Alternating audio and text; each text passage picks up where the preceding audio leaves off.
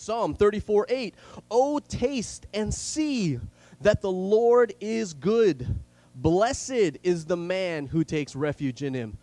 1 Peter chapter 2, verse 2 to 3. Like newborn infants, long for pure spiritual milk, that by it you may grow up to salvation, if indeed you have tasted that the Lord is good.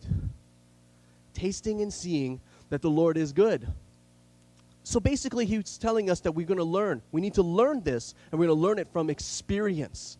We're going to taste it. We're going to see it. We're going to touch it. We're going to see and learn what is good, what is perfect, what is acceptable, the will of God. Sometimes we know this, right? You know, DC Talk came out with the song, "Some people got to learn the hard way." And I guess I'm the type of guy that's got to find out for myself. Doesn't matter how many times you're told something, sometimes we just look at that individual and we say, "Thank you, sir, for the kind words and warnings that you give me." But let's be honest, I'm not going to listen to you. I have got to find out for myself. Sometimes we've got to learn through experience. I remember, now some of you may have heard this story before, but if you haven't, this is a good one, a great illustration. When we came to Hawaii, me and my two cousins and my wife, we went to Makapu to go do some bodyboarding. Now, while we were going to Makapu, we were trying to explain to my wife how strong the waves are here in Hawaii.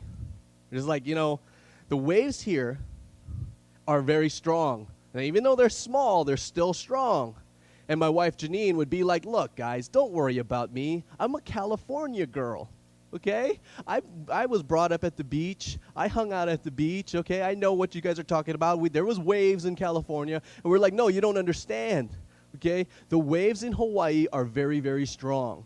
And so it was one of those instances, right, that my wife was going to have to learn the hard way. So here we are at Makapu, and me and my cousins, we start paddling out. And as we're paddling out, I'm watching my wife kind of walk into the water. And we're like, "Oh boy, here it goes. She's actually going to get a taste of the waves in Hawaii."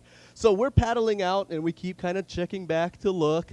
And then a wave came. And then me and my cousins, of course, we got through the wave. We duck dive under it, and the wave was coming. And we're like, "Oh boy, she's going to get hit by this one." So we turn around to look, and the wave is going. And we think, okay, well, right about now, the wave is probably going to hit my wife. So we turn it back to look again, and we don't see Janine. Janine is gone. So I'm like, "Oh, she's gone." And then we see her head pop up, all wet, covered in sand, okay? And afterwards, we talked to her, and she was just like, "Yeah, you know, the wave, it looked really small. I didn't expect that force. And that little wave that was maybe, you know, that tall or whatever it was, knocked her down, okay, knocked her over." Now my wife has learned from experience how strong the waves are here in Hawaii. But you know what, folks? Sometimes it takes a transformation for us to be able to see the beauty and the good of something. Okay, this past weekend we're celebrating Independence Day. Okay, and we thank God for those that have served in the military. And there may be some of you here that have been in the military and have served in the military. Okay. Sometimes in order for us to see the good of the commands that are given by the sergeants or by the generals or the officers, when they give you commands, we as citizens, you know, that it doesn't make a lot of sense, or we don't see the goodness or the beauty of these commands that they give. But we would see the beauty of the commands if we were transformed into a soldier, go to boot camp, and be transformed into a Marine. And so now when the commands are given, when the orders are given, we see the beauty of it. Why? Because we were transformed. Sometimes it doesn't make sense if we weren't transformed. These commands don't make any sense.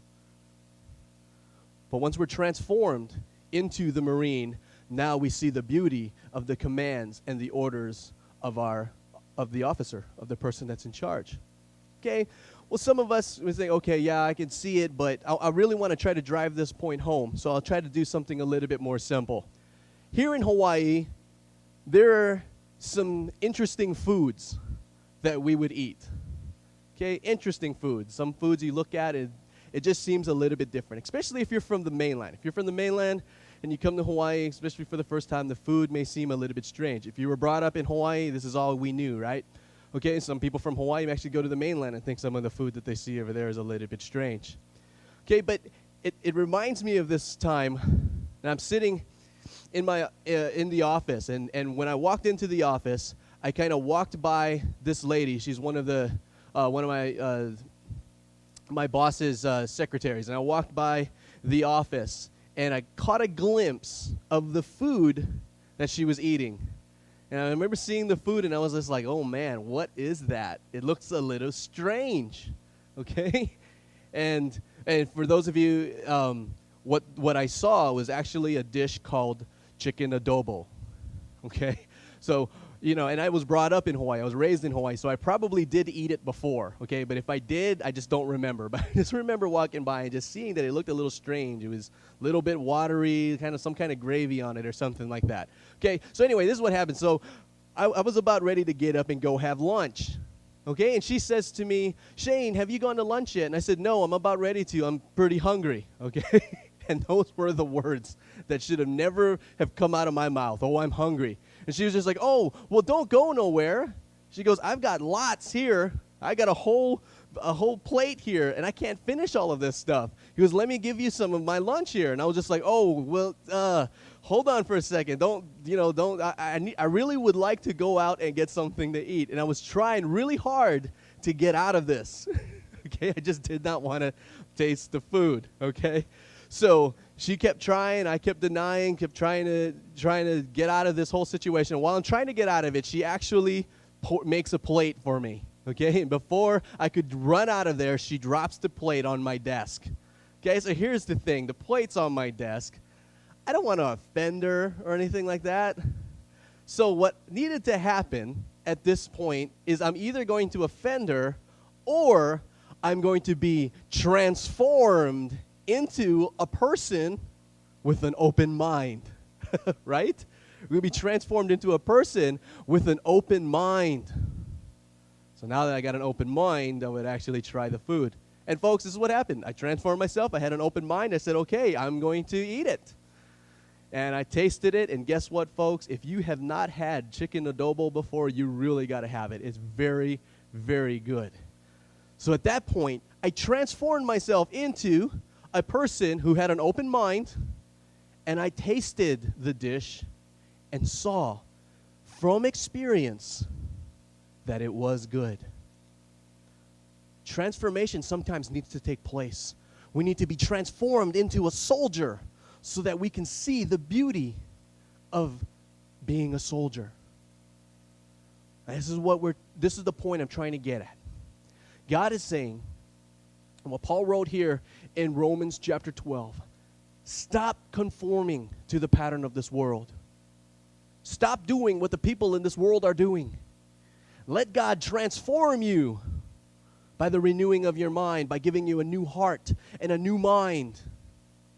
Then you will be able to learn from experience and discover by seeing, hearing, tasting, touching the good, the acceptable, and the perfect.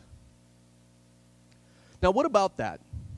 Let's move on. What about the good, the acceptable, and the perfect? Well, there's some different ways to understand this part. Okay, some different ways of looking at it. The bottom line is, folks, the good, the acceptable, the perfect, these are all adjectives. Okay? But adjectives in what sense? Okay, for those of you that may be familiar with the Greek, if you're listening online or watching television, familiar with the Greek, the question is this to be treated like a regular adjective, predicative,